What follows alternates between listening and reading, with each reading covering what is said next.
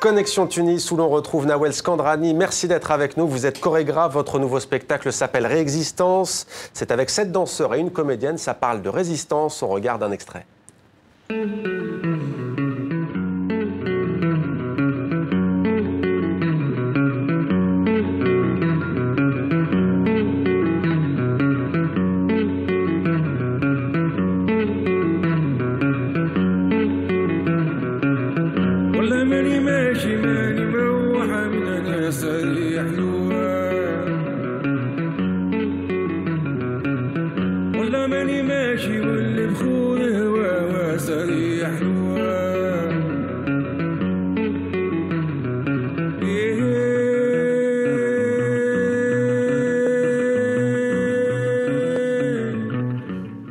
Réexistence, Nawel Skandrani, quelle est l'idée centrale de ce projet artistique?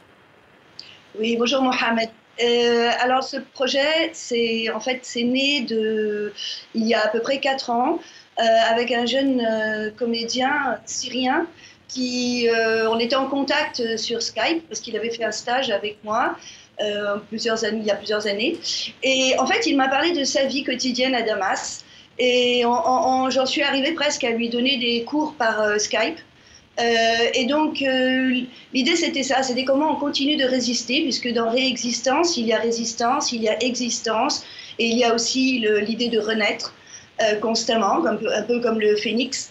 Et donc, l'idée centrale du projet, c'est de parler des jeunes, des moins jeunes, et essentiellement des artistes et des danseurs dans notre partie du monde, donc essentiellement en Tunisie, mais aussi en Syrie, en Palestine, puisque c'est un pays où je vais très souvent, et où je commençais à en avoir un petit peu marre qu'on ne parle, surtout dans les médias occidentaux, on ne parle que de ce mot à la mode, les migrants. Donc en fait, on ne parle que des gens qui se déplacent vers l'Europe, et on ne parle pas de ceux qui restent.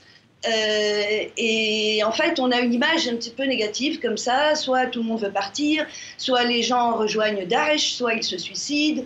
Mais en fait, on ne parle pas des jeunes et des moins jeunes qui résistent, et notamment avec leur art, puisque moi je suis une artiste, et donc je parle de la résistance avec notre métier, avec la danse. Alors justement, Nawel Skandrani, comment ça se traduit d'un point de vue chorégraphique, d'un point de vue scénographique, la résistance? Comment avez-vous travaillé avec ce projet? Alors d'abord, moi je suis toujours dans une forme multidisciplinaire, c'est-à-dire que bien sûr la forme centrale c'est la danse puisque c'est mon métier, mais j'associe aussi d'autres formes artistiques, donc la vidéo. Ça fait 20 ans maintenant que je travaille avec un vidéaste italien, Sergio Gazzo, et donc la vidéo je l'utilise comme scénographie, mais aussi comme deuxième lieu de récit. Donc il y a le récit sur le plateau et le récit dans la vidéo. Et j'utilise un petit peu la vidéo, un petit peu dans ce qu'on appelle